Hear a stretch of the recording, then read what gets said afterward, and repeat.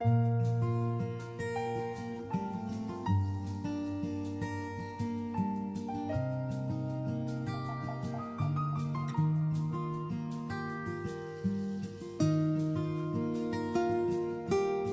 el nombre del Padre, y del Hijo, y del Espíritu Santo. Amén. Proclamación del Santo Evangelio de nuestro Señor Jesucristo, según San Marcos 12, 1-12.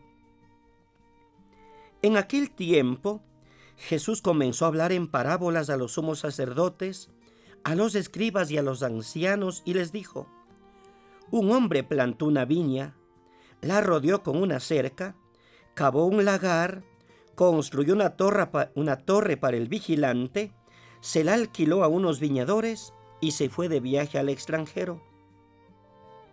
A su tiempo, les envió a los viñadores a un criado para recoger su parte del fruto de la viña. Ellos se apoderaron de él, lo golpearon y lo devolvieron sin nada.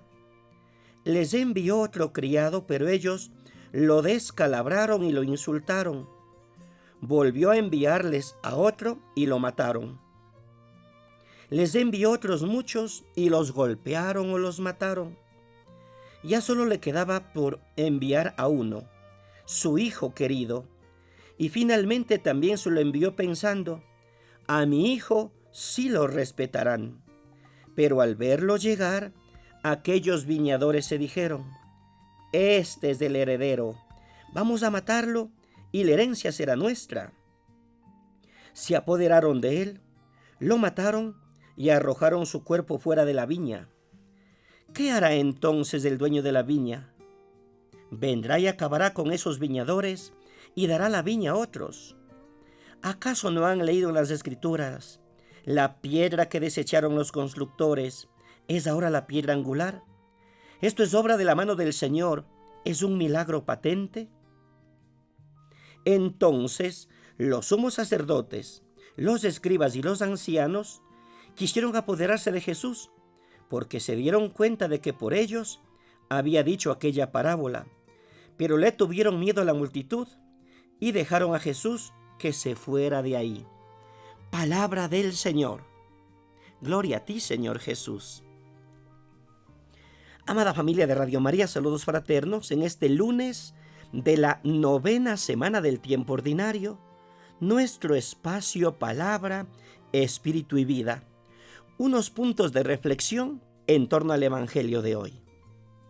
Primero, Jesús está en Jerusalén. Esta es la última semana de su vida.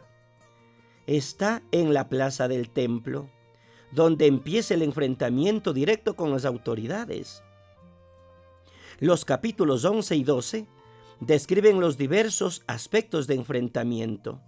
Primero con los vendedores del templo, segundo con los sacerdotes, ancianos y escribas, tercero con los fariseos y herodianos, cuarto con los saduceos, quinto de nuevo con los escribas. Al final, después de la ruptura con ellos, Jesús comenta la ofrenda de la viuda. El Evangelio de hoy describe una parte del conflicto con los sacerdotes, los ancianos y los escribas. A través de todos estos enfrentamientos, queda claro para los discípulos y para todos nosotros el proyecto de Jesús y la intención de quienes en cambio tienen poder. Segundo, la parábola de la viña, respuesta indirecta de Jesús a la gente con poder. La parábola de la viña es un resumen de la historia de Israel, resumen sacado del profeta Isaías en el capítulo 5. Por medio de esta parábola, Jesús da una respuesta indirecta a los sacerdotes, escribas y ancianos que le preguntaron: ¿con qué autoridad haces estas cosas? ¿Quién te dio autoridad para hacer esto? En esta parábola, Jesús revela, primero, el origen de su autoridad. Él es el Hijo, el heredero. Segundo, denuncia el abuso de la autoridad de los viñadores, esto es, de los sacerdotes y ancianos que no cuidan al pueblo de Dios. Tercero, defiende la autoridad de los profetas enviados por Dios y masacrados por los por los viñadores. Cuarto, desenmascar a las autoridades por haber manipulado la religión y por matar al Hijo, porque no quieren perder la fuente de ingresos que consiguen acumular para sí a lo largo de los siglos. Tercero, la decisión de la gente de poder confirma la denuncia hecha por Jesús. Los sacerdotes, escribas y ancianos entendieron muy bien el significado de la parábola, pero no se convirtieron. Todo lo contrario, mantuvieron su proyecto de tomar preso a Jesús. Rechazaron la piedra fundamental, pero no tuvieron el valor de hacerlo abiertamente porque tenían miedo a la gente. Así los discípulos deben saber lo que les espera por seguir a Jesús. Cuarto, la gente de poder en el tiempo de Jesús. En los capítulos 11 y 12 de San Marcos aparecen quienes tienen poder en ese tiempo. En el Evangelio de hoy, los sacerdotes, los ancianos y escribas. En el de mañana aparecerán los fariseos y los herodianos. Luego aparecerán los saduceos. En estos capítulos aparecen algunas personas que tienen poder. En el Evangelio de hoy, los sacerdotes, ancianos y escribas. Veamos una breve descripción. Primero, los sacerdotes eran encargados del culto en el templo, donde se recogían los diezmos. El sumo sacerdote ocupaba un lugar central en la vida de la gente, sobre todo después del exilio. Era escogido de entre las familias que tenían más poder y riqueza. Eran los encargados del culto en el templo, donde se recogían los diezmos. El sumo sacerdote ocupaba un lugar central. Era escogido de entre las familias con más poder. Luego tenemos a los ancianos o jefes del pueblo. Eran los líderes locales en las aldeas y ciudades. Su origen venía de los jefes de las antiguas tribus. Luego tenemos a los escribas o doctores de la ley. Eran los encargados de enseñar. Dedicaban su vida al estudio de la ley de Dios y enseñaban a la gente cómo observar en toda la ley de Dios. No todos los escribas eran de la misma línea. Unos estaban ligados a los fariseos y otros a los saduceos. Luego tenemos a los fariseos. Fariseo significa separado. Ellos luchaban para que a través de la observancia perfecta de la ley de la pureza, el pueblo llegara a ser puro, separado y santo, como lo exigía la ley y la tradición.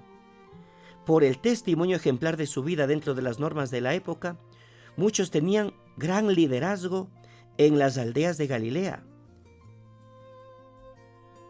También tenemos a los herodianos, un grupo ligado al rey Herodes Antipas de Galilea, quien gobernó del año 4 a.C. hasta el año 39 después de Cristo. Los herodianos formaban una élite que no esperaba el reino de Dios para el futuro, sino que lo consideraban ya presente en el reino de Herodes. También tenemos a los saduceos, la élite laica aristócrata de ricos, comerciantes o latifundistas. Eran conservadores, no aceptaban los cambios defendidos por los fariseos, como por ejemplo la fe en la resurrección y en la existencia de los ángeles. Luego tenemos el Sanedrín. Era el tribunal supremo de los judíos, con 71 miembros, entre el sumo sacerdote, sacerdotes, ancianos, saduceos, fariseos y escribas. Tenía un profundo liderazgo con la gente y representaba a la nación junto a las autoridades romanas. Como vemos, un profundo esquema que mantenía muchas veces sumido al pueblo de Dios. Y por eso la parábola de Jesús, que esta gente, abusando del poder, mataba, perseguía y destruía a los enviados de Dios y terminan asesinando al Hijo. Que Dios, a la luz de su palabra, nos permita revisar si nuestras actitudes son coherentes con la causa del reino o se parece a los de algún grupo de los que hemos mencionado.